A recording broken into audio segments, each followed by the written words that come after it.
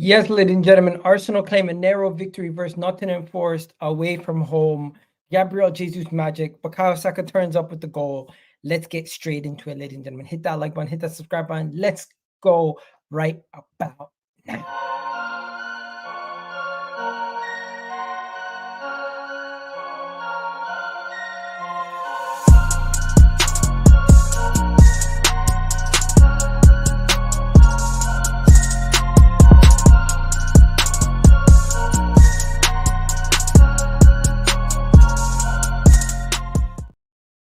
Yes, people. What's going on? It's Seagull Talks Football. We're back again with another video. On today's show, we are going to be reacting to Arsenal's 2-1 victory versus Nottingham Forest, and it was a tale.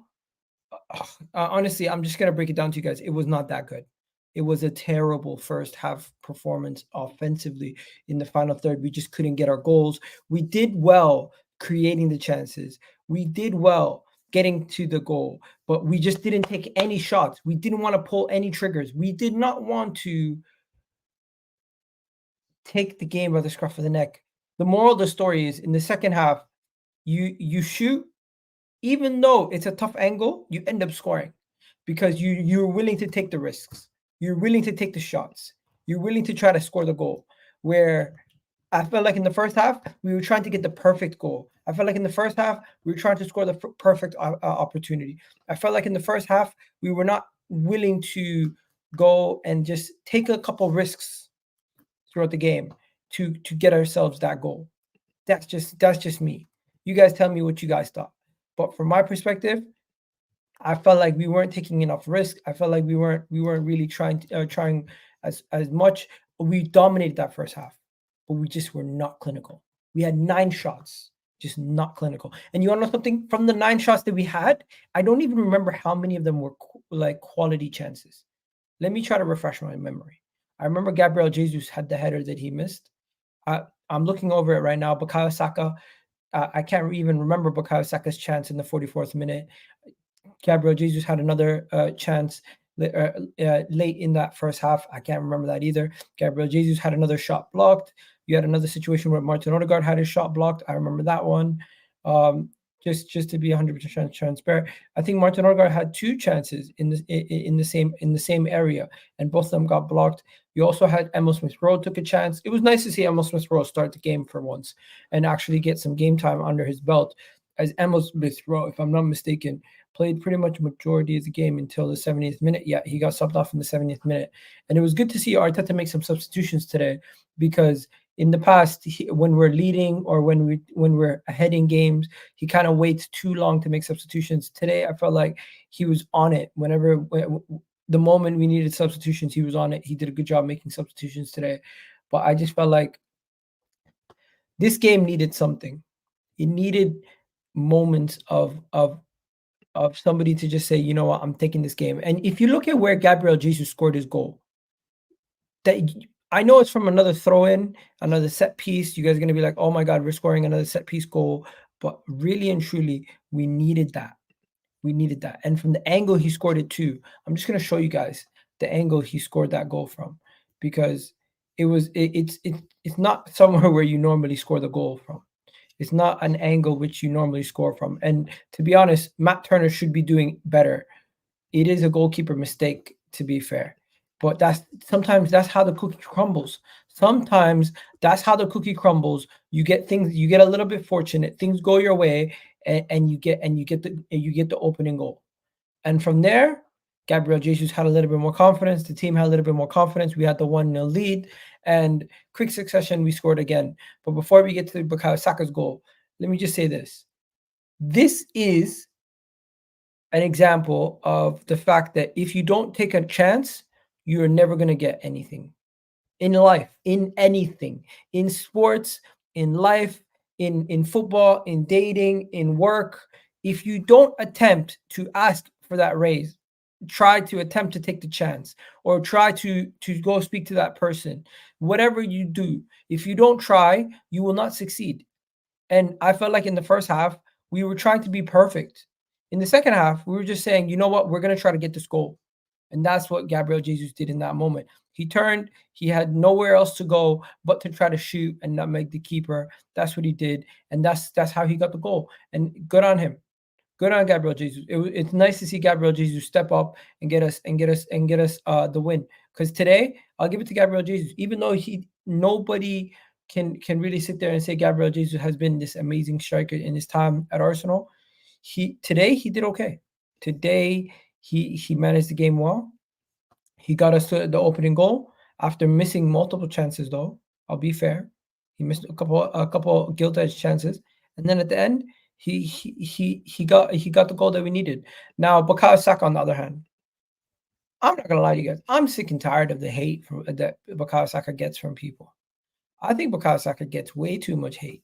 I think people are just on his case. I think people say we call him overrated. People say, "Oh, we gas him up too much," but that's Bukayo Saka this season. This season, Bukayo Saka, if I'm not mistaken, Bukayo Saka this season for Arsenal already is in double digits in all comps, in both goals and assists. Is that accurate? Let me just check, because I'm pretty sure he's in double digits in both goals and assists. Let's check. Bukayo Saka, what's he saying? Bukayo Saka currently has 7 goals, 7 assists in the Premier League alone.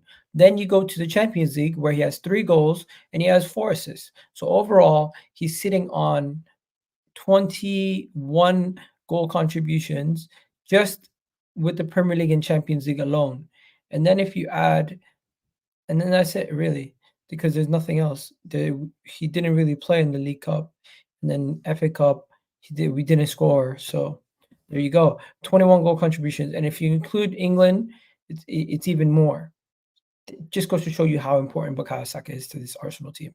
Just goes to show you how much of a blessing this guy is, how much work he puts in, how much effort, how he is one of the linchpins in this team and constantly, continuously delivers for this Arsenal team. I got to give it up to him. Bukayo Saka has shown week in, week out that we can depend on him. Even though people want to criticize him and say he's having a poor season, he's having a poor this, he's having a poor that. That might be true based on his own unrealistic expectations from the season prior.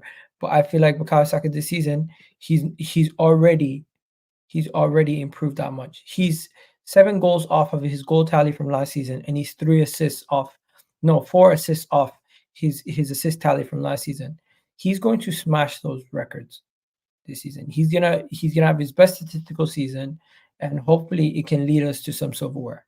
Because I think Bukayo Saka has been getting a bad rap as of late due to just his poor form and the fact that people are double teaming, triple teaming him, throwing so many people at him. You see situations where he struggles at times. You know what I mean? But yeah, let's see what some of you guys in the chat are saying. Egal, the Eagle, big up to you. The referee was a Spurs fan. Can I come on? Yeah, you can come on if you want. I'll send the link out, and I'll send the link out at the end if you want. Most touches in the box this season, but very sloppy in the final third passes and move when in the box. That is true. We definitely take a lot of touches, and I feel like we do a lot of extra passes, and it does sometimes it leads to a shot, but for the amount of chances, for the amount of passes we're doing in our opponent's box, it seems like we are not creating the quality of chances that we want and the quality of chances that we need to be burying these goals early in the game. And I'm not gonna lie to you, the first 20, 30 minutes was a bore fest. It was extremely boring. Gabriel Jesus is a quality player, 100%. Hi, Ben. Big up to Ben. We got Sadiq here saying, are you kidding me? That was one of the best ways we've played. Not gonna lie, what the fuck are you saying, bro? I'm just merely saying it was static in the first half. I felt like we dominated, but we didn't end up getting the goal. We ended up getting the goal eventually, and once we did, we broke open. But even to end the game, it was a poor clearance from William Saliba, and then boom, it became a narrow victory. We can't sit here and talk about this game as if we dominated for the whole 90 and we were just unlucky. No, we have to treat these results the same as we would treat them if it was a loss. We have to speak about them balanced. We can't just sit here and lie to ourselves and say that that was a spotless performance. Everything was perfect. No, everything was not perfect. You're gonna have to look at certain things about our offense and say to ourselves, why did it take so long to break down that low block? We really struggled to break down the low block, and we have to look at ourselves and say, how are we gonna break down that low block? You know what I mean? He comes back and says, "Mark my word, if we beat Liverpool this weekend, trust me, on the left, what? Trust me, we on to the left the trophy this season. We're going to lift the trophy this season." I hear you, bro. I hear you. First, let's just analyze this game, and then we'll get to the Liverpool game next. Because Liverpool game we got until the weekend. We got until the weekend. Liverpool hasn't even played yet. Once they play their game, we'll see how things go. For now, City and Liverpool are probably still favorites ahead of us, but the reality is we're not out the picture. We're not out the picture. There's multiple teams in there. Good team performance, dominating display, performance against a team that played 11 men behind the ball. That is true. Maybe I'm being a little bit harsh, but I just feel like I expect more from this team offensively at times, and I felt like it took us a throw in and Gabriel Jesus just taking a chance. I felt like we didn't do that in the first half. First half we were very like scripted. Second half we really seen that whatever it takes to get the goals, and we broke them we broke them down for the first we broke them down for the second goal. The first goal, it was a moment of it was a moment where the goalkeeper made a mistake and Gabriel Jesus just took his opportunity. um I feel so done this season already.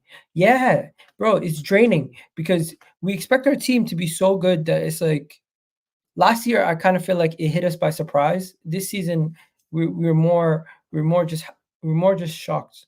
I mean, last season we were more just surprised and happy that we were doing well. This season it's like you're expected to do well, and if you don't do well, you're criticized heavily. So it's like we have to do well or else. And at times when we're playing, I just don't think it's good enough.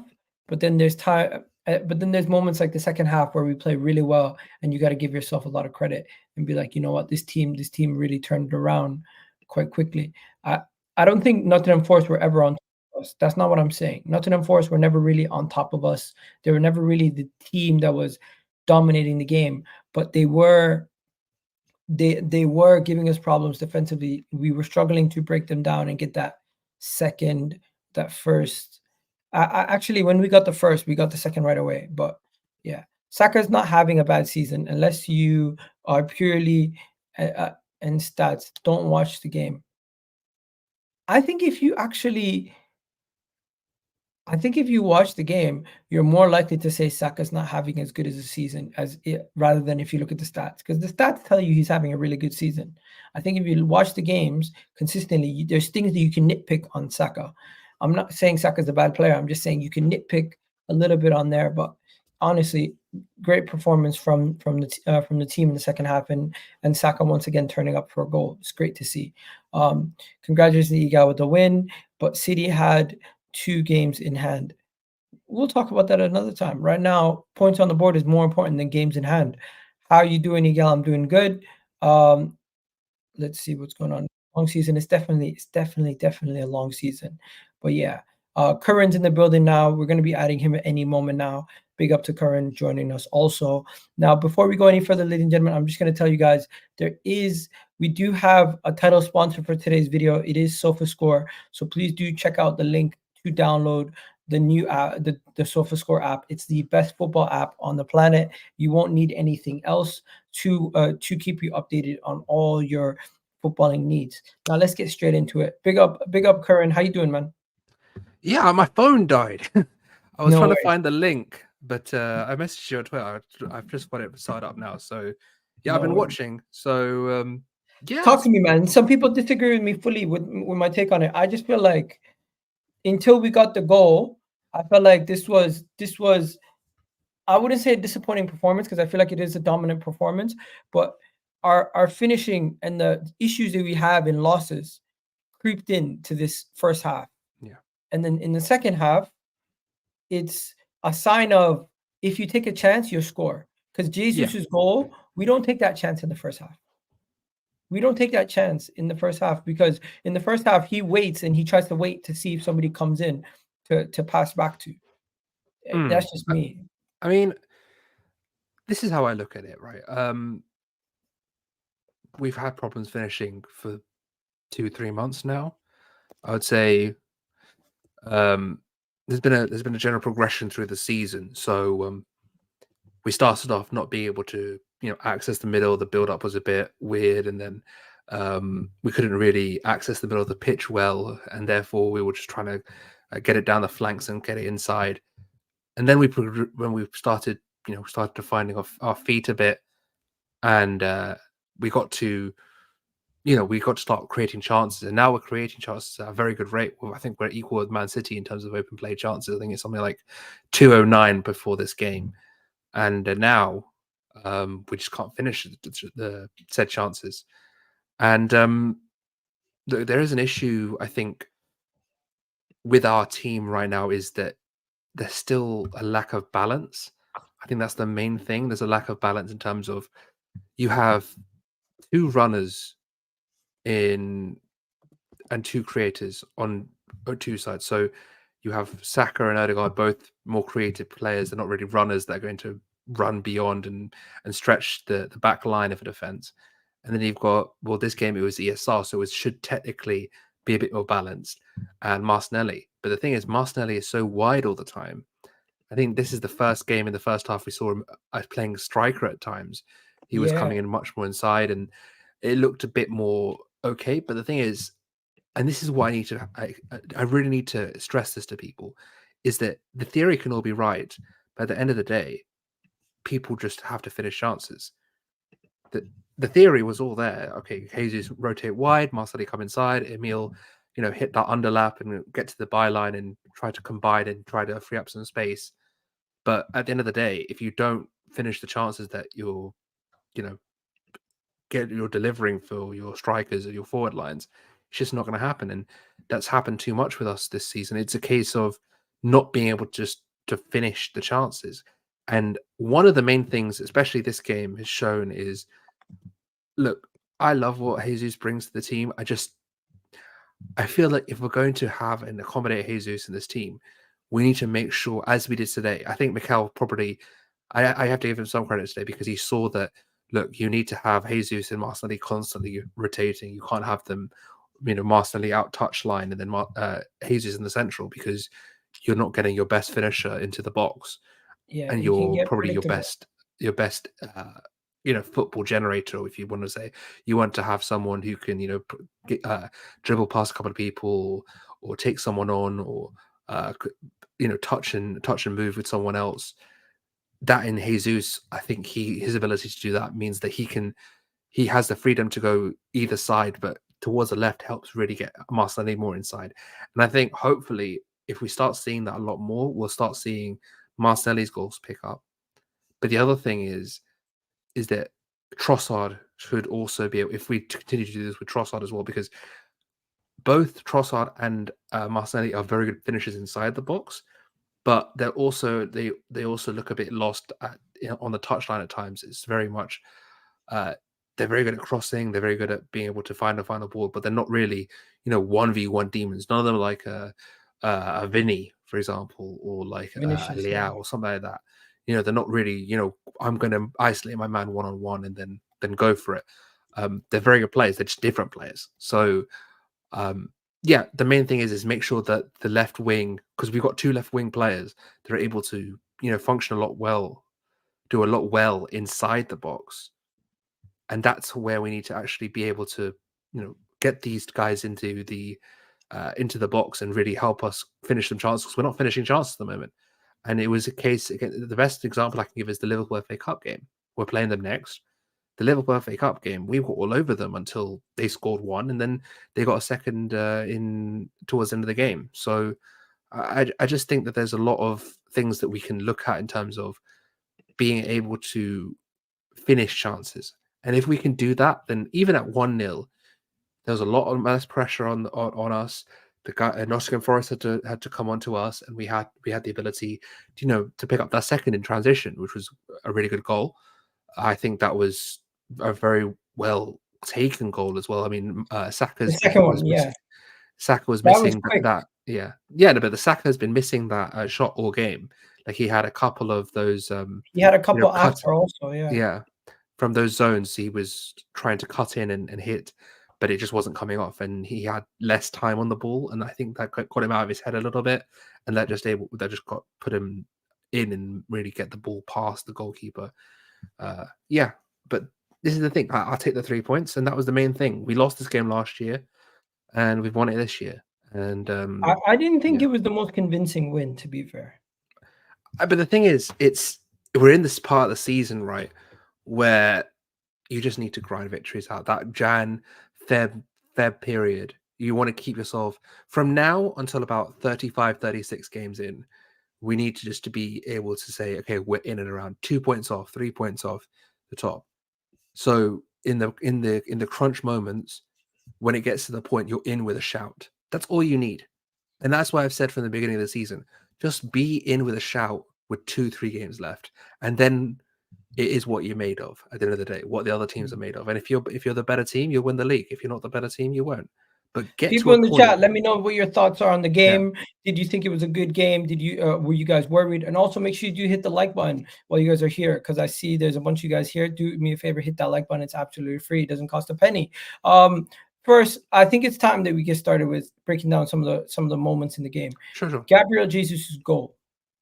Do you think they were just told to take any chance? If you're around the goal, you have to take it, or stop overthinking it? Do you think they were told something like that? Because the chance that he took, I honestly don't think we do that on a regular basis. We don't take those kind of tight angle chances. We don't strike. I don't see the boys try to strike the ball from that close range that often with tight angles. Like usually they take it a little bit earlier than that. I don't know, maybe I'm overthinking it. But with the throw in, quick thinking from Zinchenko, but Matt Turner error nutmegs him. Yeah, we don't often see that.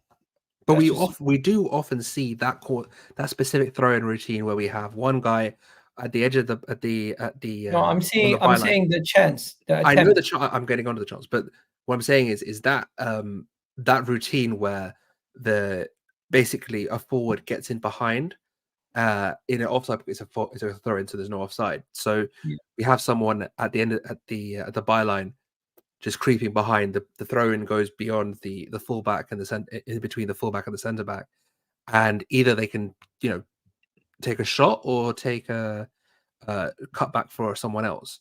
And I think he just saw, I'll just have a chance. And with the amount of shoot, I don't think he was told in the second half you need to stop getting out of your head. He was taking shots. He just wasn't converting them. Like he hit the bar. There was a couple more shots where you're just thinking, "Come on, mate, you got this. You need to get one today." And eventually it happened.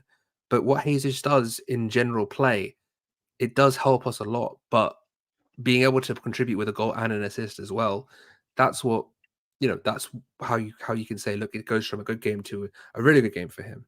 And I don't think it was a case of, oh, you need to take on side. I think he just saw the opportunity, and he saw one before as well on the near post, and Turner didn't collect it, and he hit the bar or the cross the post, sorry. And so if he sees that he can be beat at the near post, why not try it again? I think that was the thinking there. Big up Gunnar Souls in the building. Gunnar Souls, how you doing, man? You're on mute. You're on mute. Yo, I'm buzzing. You're buzzing. Yeah, bro. I was about to have a heart attack. I'm not gonna lie, bro. You might have not seen me again, bro. Did you see? Why do we always do this at the end of a game? Yeah, why do we make it hard for ourselves, bro? You know what?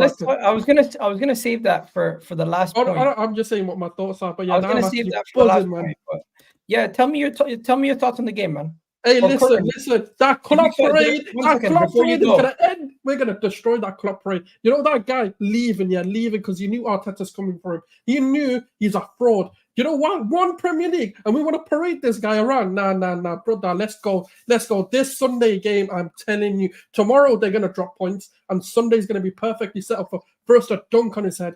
I can't wait. I'm so glad we won this game because it actually means something on Sunday. Now I'm ready, and now I'm rearing to go for Sunday. Come on, man. And Bro, you're gassed. you know what? Saka as well, man. Saka, finally, brother. Finally, you scored, man. Because that's what I needed. I said, I just need Saka to score so we get the best of him on Sunday. I needed him to score. I'm so glad. 1 goal, 1 assist for the gunman Jesus. Let's go, man. We've got. I feel like you have more energy than most of the players in the game. I thought it was a lethargic game. I came out of that game happy we won. It's perfect plan. I'll tell you now, I will say it now with confidence. This was exactly what we needed to do. Finally, Arteta figured out how you play these low blocks. You think so? You think he figured it out? Correct. Yeah, what do you think? I don't think he figured anything out. I think that this is what we've been doing. It's just that we've managed to finish our chances today. I don't think there's been a massive change. I think bringing Emil in has been, I think he did okay. I don't think he did amazingly. I don't think he did badly either. I think getting a bit more balance in that lineup I mentioned earlier about the 8s and how Emil could, perhaps bring a bit more stability to that 8 role on the left-hand side, as he's not, specifically a runner. He's more of a combination player who can get touches off and basically help set the tempo in the final third and get the ball into the box. He's not exactly a runner, which Havertz is, and having that balance means that we're able to progress the ball in the final third a bit more stably, and that's the main thing. And I think that's something that he should be looking at. I still don't like Emil on the left personally. I think I'd rather have him next to Saka and then have Aretat on the left. I think having that overlap for Saka, having someone that can have the ability to combine and move and just kick and move and just really get into spaces to help Saka get the best out of himself would be better. But I'm okay with having Emil on the left if it means he's on the pitch. So let me know, people in the comments. How do you? What's your raw reaction after the game? Because some people are saying, what are some people saying? Let's see what some people say. Some people saying massive 3 points. Of course, it's a massive 3 points. An important win. Liverpool next. Of course, we know that. Big up to you all the way straight out of Jamaica. Shout out to you. People saying LOL Souls. Arteta in again. People call you a flip-flop Souls. You're not Arteta out. No. Let me clear this up. I never said Arteta out. I said I've got questions about this manager. Okay, fair enough. Let's get into the next talking point. Genuine thoughts on Emil Smith Rowe getting 71 minutes today. What did you guys think of his performance? And how did you guys think he did throughout that time? I thought for somebody who hasn't had much starts, he looked good. But I'm not gonna lie to you. I don't think I can put much of the issues that we had in the first half on him, and I don't think he stood out to me that much. It's more of like he played 71 minutes, but I didn't. Is it rude to say I didn't really notice him make that big of a difference in the midfield? It's not rude at all. If that's what you saw, that's what you saw. It's better to be honest about it. I want to know what you guys thought. I mean, I think that he was fine. I wouldn't say it's a trademark Emil Smith Rowe performance. I think he had some nice touches. He moved well. He didn't look like he was out of place defensively either. I think he looked fine. He did kind of look out of place defensively. I don't think so. I mean, there was times where I think he tried to put his foot in a duel, and sometimes he didn't win the ball back cleanly. But I don't think he looked like he was like a Jorginho or something out there. I think he looked fine. And I'll be honest, a lot of that first half I was kind of dialed in, dialed out. But from what I remember, I will rewatch obviously. But I don't think there was much that you could say that like, okay, I can take this and use it for the next 5 games of why he should start, or I can use this and say why he shouldn't start. I think this is a start for him. I think this is the start of what hopefully would be a productive second half of the season for him. But the thing is, it's a big 6 months for him. And if he doesn't start, if he doesn't get game time, it doesn't matter about starting or not. If he starts, great. If he comes off for 60, 70 minutes, great. Just make sure he gets minutes, show that he's a part of this squad. And you look at guys that are going to be leaving in the summer, guys like Amara Dubry, who were meant to come through this year. You've got to show Emil that he's not going to be one of these youth talents that are going to be, tossed to the wayside when when the time comes. If it is the case, fine. But the fact of the matter is that right now, in this moment in time, Havertz isn't working as well as we'd hoped. I mean, he has had games where it's been amazing. I think he's done well Luton away. I think he did well in different games. I think he had a good period when even the Newcastle game, which we lost, I think he did fine. I think he showed some moments, but I'm not going to sit here and say that £65 million has been something that's been well spent yet. I think that he's, and I've been saying this since we bought him, he's someone that you buy for when you get another centre forward in, because you need someone to run off someone. It's not someone that you can say, okay, I'm going to put him at 9, or I'm going to put him as a pure 8. A pure 8 as a left centre midfield when he cannot hit his passes with the correct amount of speed. Either they're underhit or they go out of play. There's no.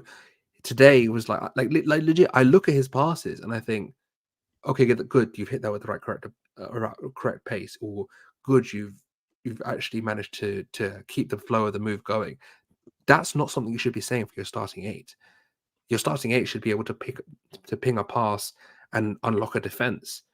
Like this guy is clearly someone that is ahead of the ball, not behind the ball. So it'll be interesting to see how he's used. His best game, I think, was Luton, where he was really in a partnership, a strike partnership with Jesus, and he was playing off him, got his goal by moving off Jesus and tapping the ball in. Those kinds of things he's good at, not being an 8 in the traditional way that we're using him right now. So when you have someone like Emil who can do these things at 8, I think that's more of a chance for him, really, because I think Havertz next year, I think, will be the first year we see him in his specific Leverkusen role, because either we'll have Osimhen or we'll have Tony or we'll have someone else that he can run off. He's not running off Jesus. Jesus is dropping off, and they're not really combining consistently. The only time would you rather play Emil Smith Rowe from now until the end of the season, or would you just rotate? I think 3 things. One, it depends on who you're playing. If you're playing someone that, for example, is a bit susceptible in the air, the centre backs are a bit susceptible in the air, or you're looking to exploit set pieces, play Havertz. If you're looking for someone to break down a low block, play Emil. That's one thing. The second thing is fitness. Is Emil going to be fit for the rest of the season? Is he going to be ready to play 90 minutes? When is he going to play 90 minutes? That's a major thing. And the third will be form. Look, whoever's best starts, and that's got to be how it is. It can't be how it's been so far with guys who are clearly not playing very well, just playing week in, week out. Okay, let's go to Souls. Souls, what are you saying? What do you think of Emil Smith Rowe's performance versus? Totally not biased. Totally not biased. All right. Now, I thought, you know what, he played well. I think, considering the fact that he's played, what is it now, something like 22 games in 2 years, you've got to think about, this is his first game back from a major injury. And I think the signs are there that he's still got what we saw before his injury. It didn't seem like there's a lot of skills that have dropped off, or the ability has dropped off. So I think that's a positive for me. Yes, the fitness needs to come back for his first start in such a long time against the side that's very physical, that's very demanding, and a low block as well. I think he did everything right. I don't think there was too much that I can look at and go, nah, I want to sell him, and we need to get rid of him, or he can't be a part of this squad. Because I think he's shown enough to go, yeah, this is the beginning of what he can do. And I think he had a few good moments. Like, for example, he nearly picked out Jesus for a goal in the first half. There was a ball that he played to, I believe it was Saka, that could have opened up something. We know his ability to just get into the box and score as well. He can be a danger in that way as well. So it's a positive first game back, but obviously it's the first game back. We don't know where this can go. I don't know what's going to happen against Liverpool, whether he plays or whether someone else comes in. Maybe Thomas Partey's back, but that's a conversation for later. So I feel like we need to be a bit patient with him. I feel the Martinelli sort of treatment's going to be given, where he gets a few minutes and then he starts to build on it. Like, we've seen all the speculations. He got given a 30-minute or 25-minute cameo, and now he started. So clearly Arteta does want this player, or have him at least part of some form of the plan of the squad. So it's positive signs for me. I think he's an incredible player. Do you want to hear what Arteta said about him? We're gonna get to that once Only we if get it's to the press positive. Otherwise, I'm conference. It gonna is go. very positive. Okay, We're then gonna get to go. that once we get to press conference. Next, before we go any further, do me a favor, hit the like button, people. Let me know what you guys thought. Let's Can I not just say one last overreact. thing on Smith Rowe? He calls him a mercurial in training. So, What does that mean? like, It means he's very good in training. Okay. amazing. What would you guys rate Emil Smith Rowe if you were to do his rating? 7, 6, 6.5, I would say. Yeah, that's fair. 5. Okay. The thing is, I'm not looking for an 8 on his first game back. You know what I Yeah. mean? I'm looking for, are you going to be absolute dross? Is there something that's there that we can work with? That's the main thing. Let's talk about the next person, Martinelli, because I feel like it was nice to see him back in the starting lineup, back making a difference in the starting lineup. And the thing that I looked at with Martinelli was him starting today. The first couple of minutes, it looked like he was drifting into the striker position, sometimes out left. The rotation with Gabriel Jesus definitely helped him get in the rhythm. Are we going to be seeing this more often? Is Martinelli's role slightly evolving to be a little bit more closer to the goal? And I noticed early in the game, did you guys notice that ball over the top? The same one that he scored 2 goals off of the previous game. We kept doing that a couple times. So I think the way that we utilize Martinelli over the next 6 to 8 months, the next couple months will definitely be more direct, and we will try to put the ball in front of him as much as possible because that's where he's the most dangerous. But what did you guys think about Martinelli's performance?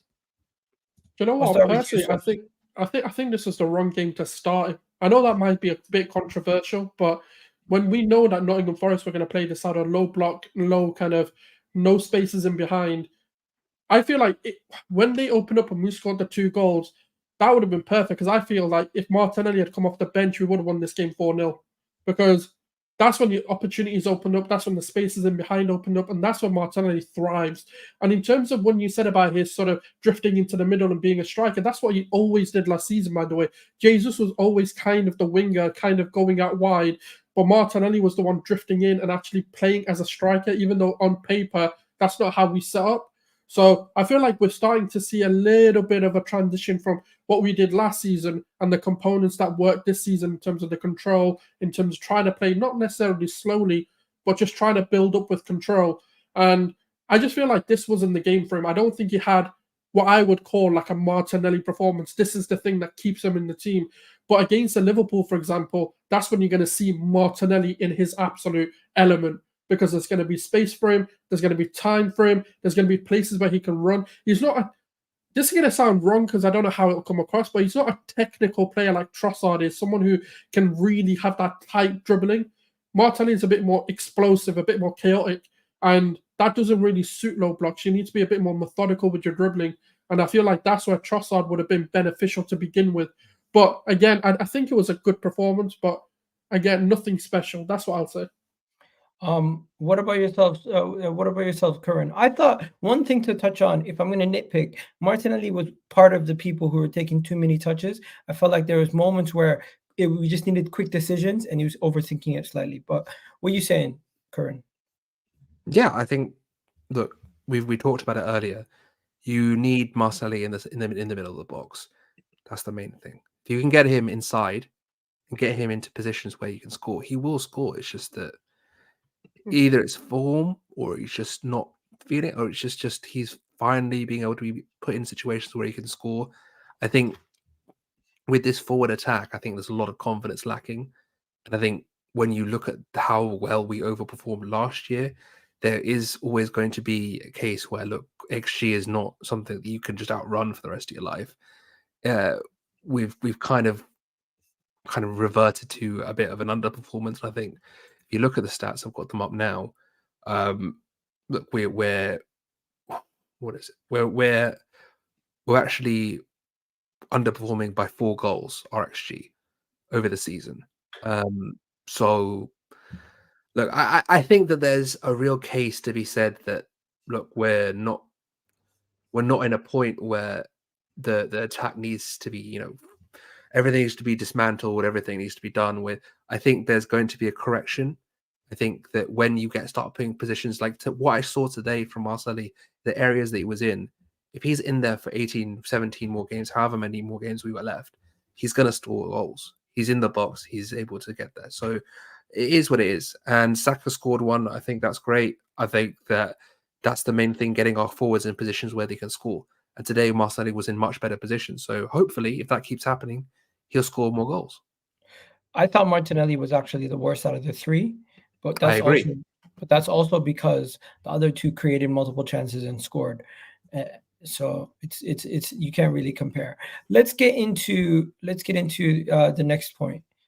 We finally ended that little bad streak versus Nottingham Forest. Is it me, or do we just have these random teams that we just struggle against sometimes, or just back-to-back losses? I remember Southampton used to be Everton, like that. Southampton. Yeah, like Bournemouth. there's always teams. No, Bournemouth we do quite well against. I just we feel like won. whenever we used to go down south, Southampton, you're right. Southampton, I don't think Bournemouth. Bournemouth last season we won 3-2, and we won for, what was it, 3-0? I'm probably thinking that year with the blue kit, that was terrible. Yeah.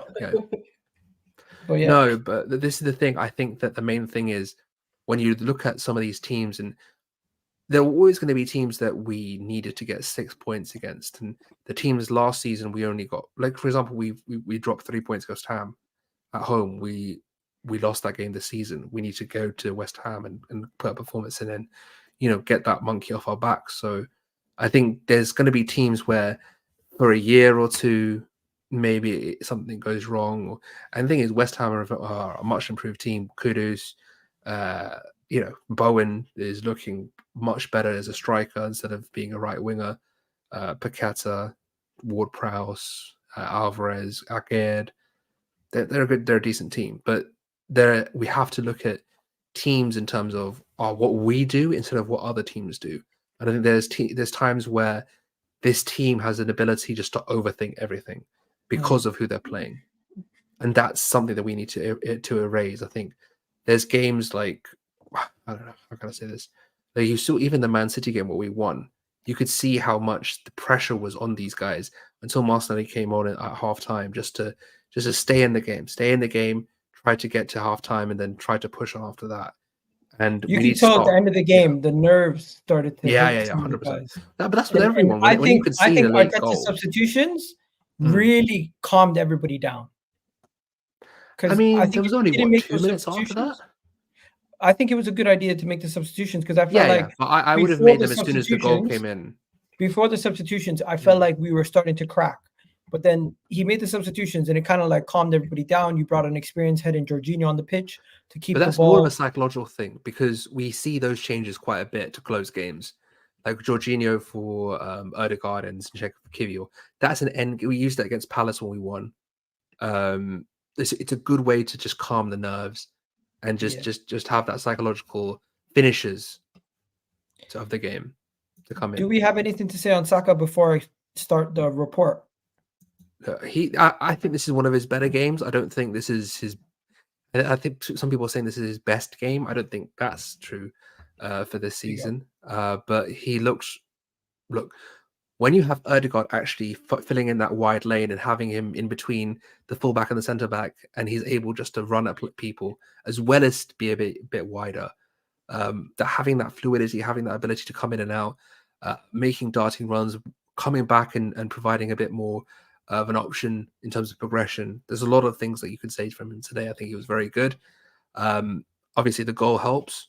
The goal always helps. It shuts people up because there's a lot of people that like to talk. A lot of people like put their players in conversations. They've got nowhere near being in chat. Start going on about things called Palmer. Shut the fuck up. All these other guys, shut the fuck up. I don't want to hear fucking 16-year-old Lamine Yamal. I don't give a shit how many dribbles he's done. He's 16 years old. He's a child. Do your A-levels or IB or whatever the fuck. It is what it is, okay? Where every season these guys come up. Another one was playing against us in Callum Hudson-Odoi today. I think that guy has tried it. He's not come up with it. And then you see guys like Anthony and Sancho and I don't know how many players. Doku was there for a minute, and then he scored 4 in one game, and then I think he's got like 1 since. But it is what it is, man. Just let people talk. I tweeted yesterday. People keep saying that, Saka's not this, Saka's not that. We watch him every week. We know who he is. Stop listening to other people. You know what Saka is. I know who he is.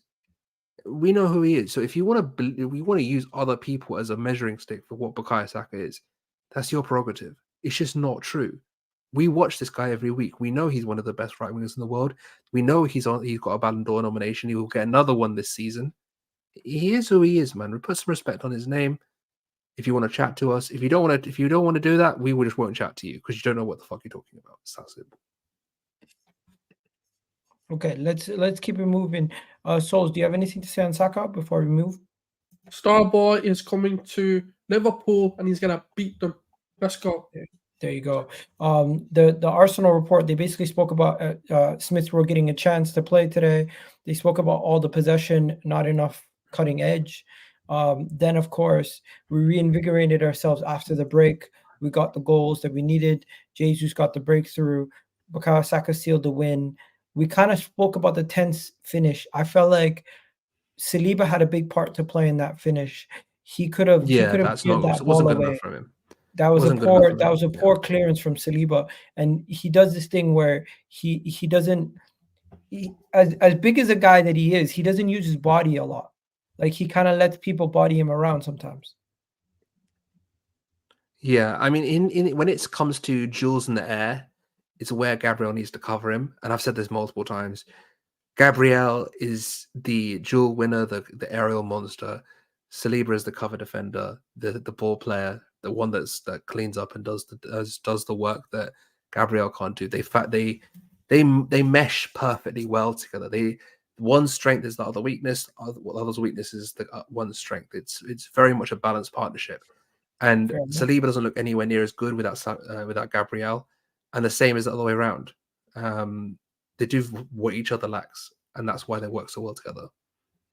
That's that.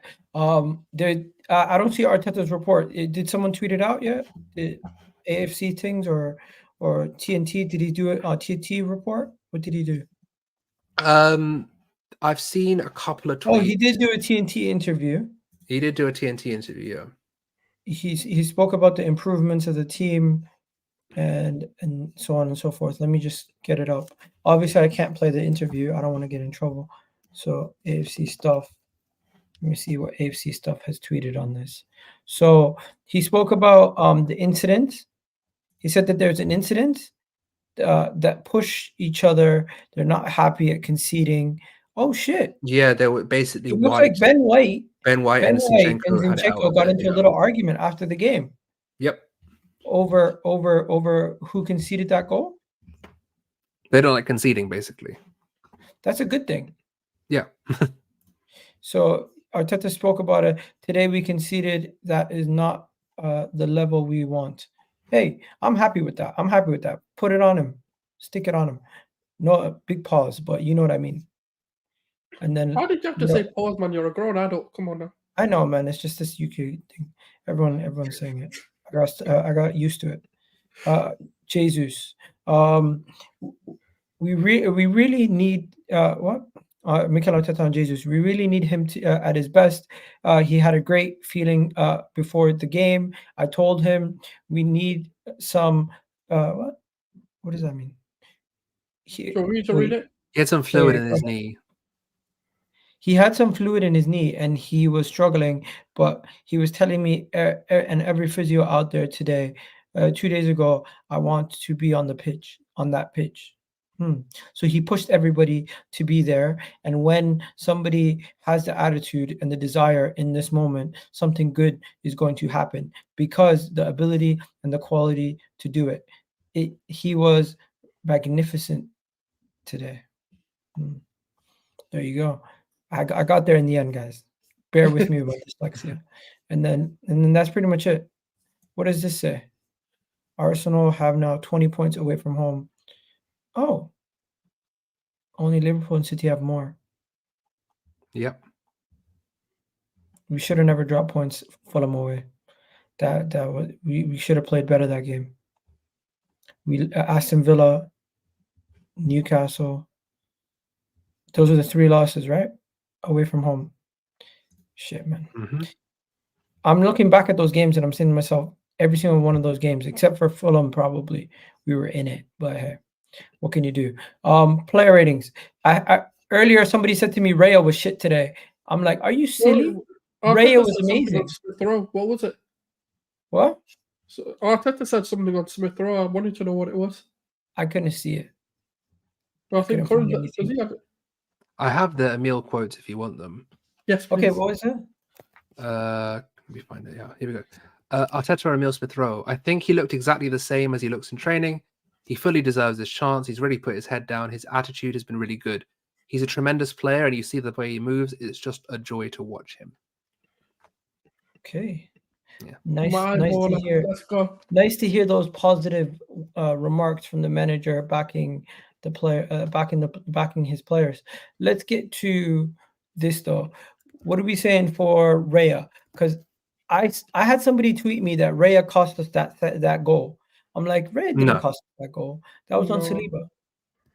Yeah, it was on Saliba and Zinchenko. It was both of them.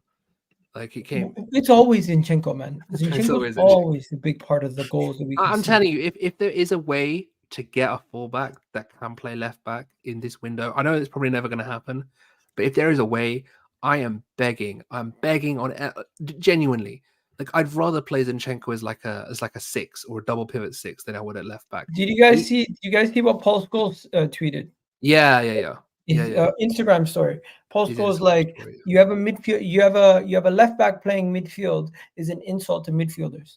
Yeah, he's really a midfielder. It's not an insult. The thing is, he really is a midfielder. You know him. Though. He's weird like that. Probably sniffing feet. Anyways, let's go to Raya's rating. What are we saying? I'm saying Raya gets 6.57. I think 6.5 is fair. Yeah, 6.5. Yeah. I don't think he did anything wrong. Really. He had nothing to do.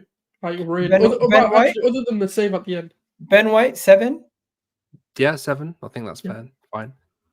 Ben White got a 7. Did a good job overlapping. Didn't really have to do much most of the rest of the game, in my opinion. He was quite solid for most of the 90. Let's go to the next one. Saliba. Saliba gets a 6. Kind of got 5. beat there at the end for the goal. 5.5. Yeah, you can't give him a 6. That's an act like 5.5. Yeah, because that's 5.5, 6. I'm good with either.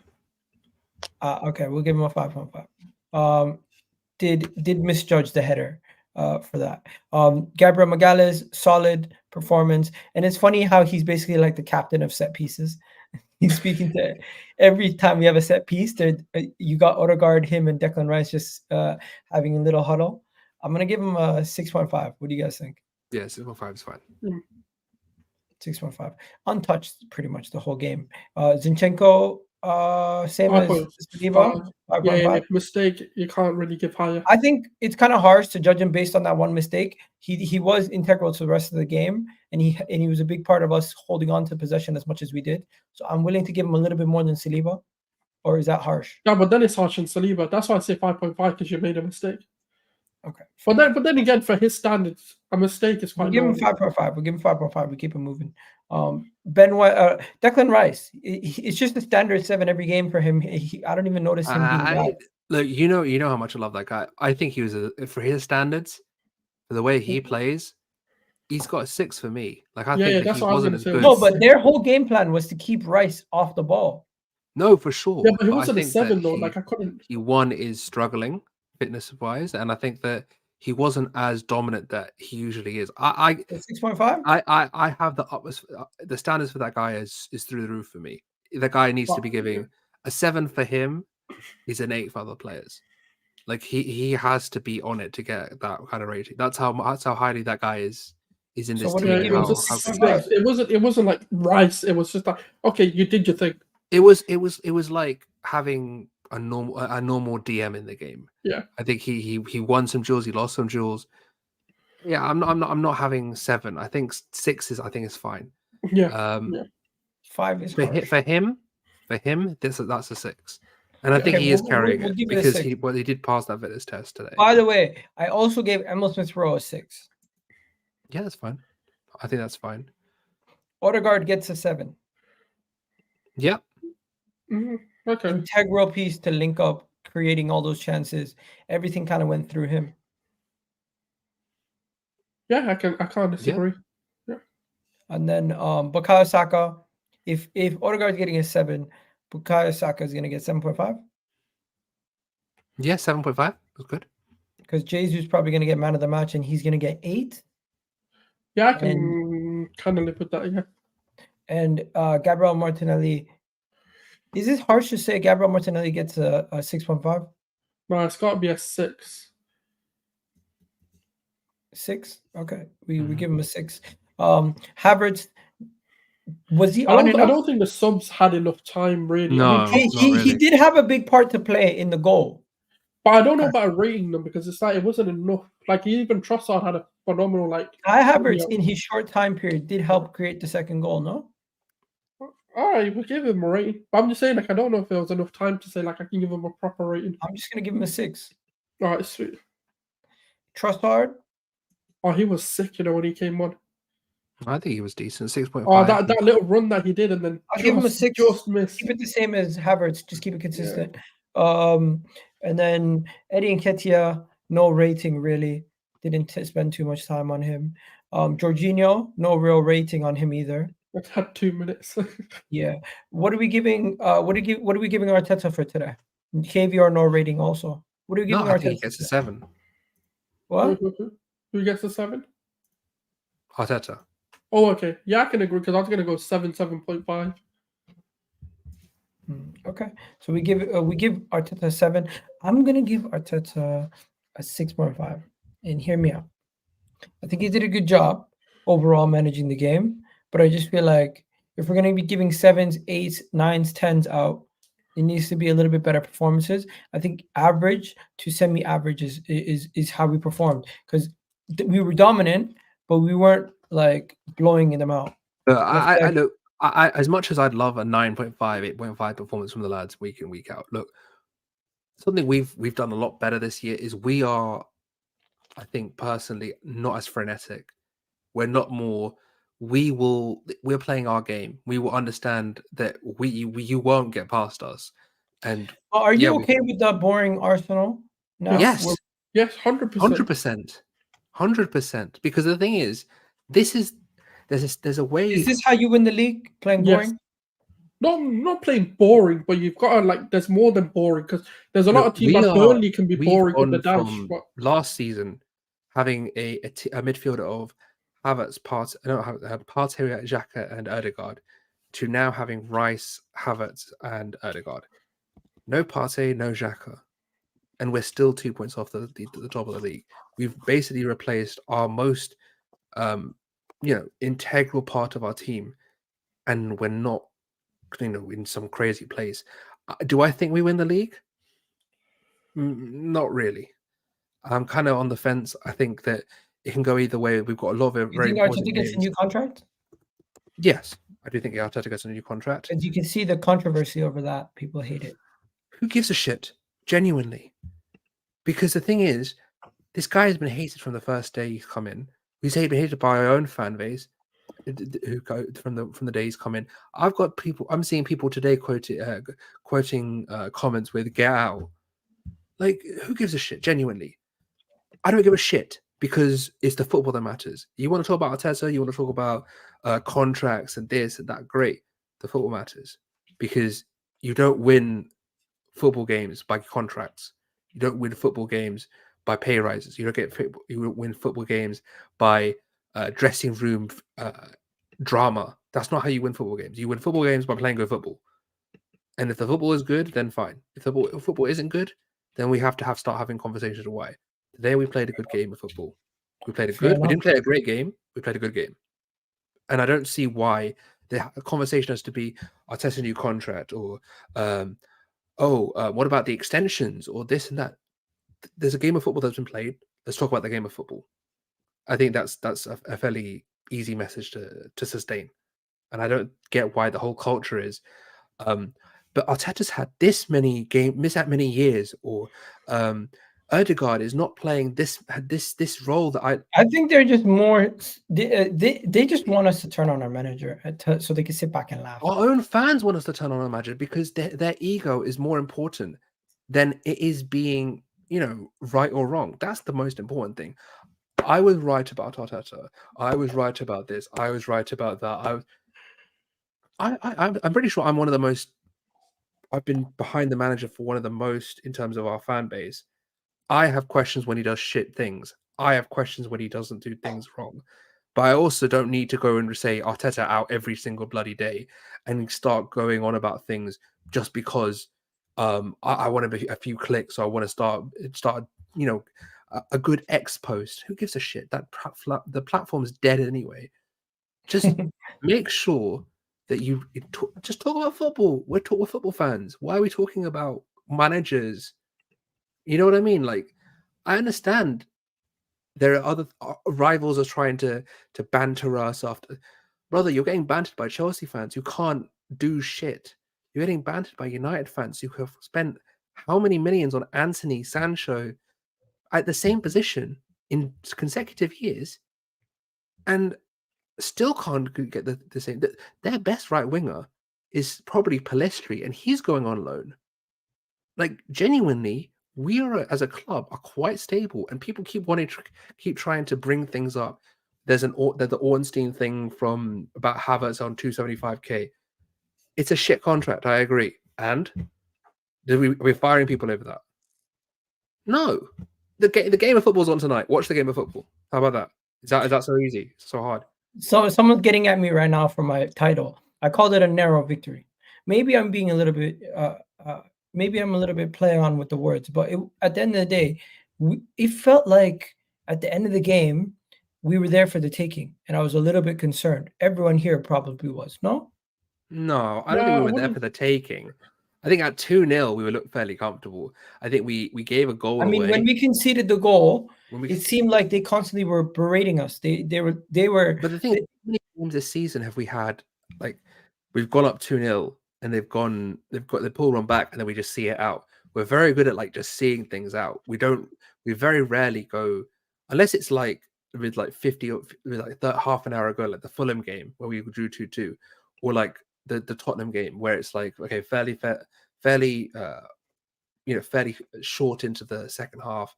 They have about 30-40 minutes. But when it gets to like 80 minutes, I'm fairly comfortable. 2-0, I'm fairly comfortable.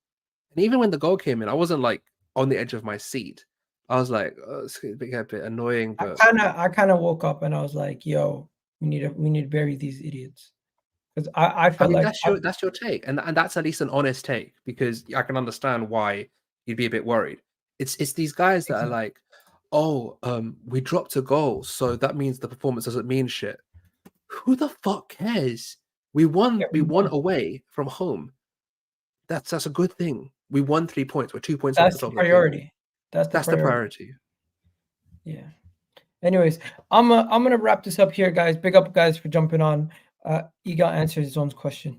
I always answer my own questions eventually. But there you go. We're gonna wrap it up here. Hopefully, we have ourselves some results that go our way for the rest of the week, and we'll be back. When do we play next? Saturday or Sunday? Sunday, 4:30.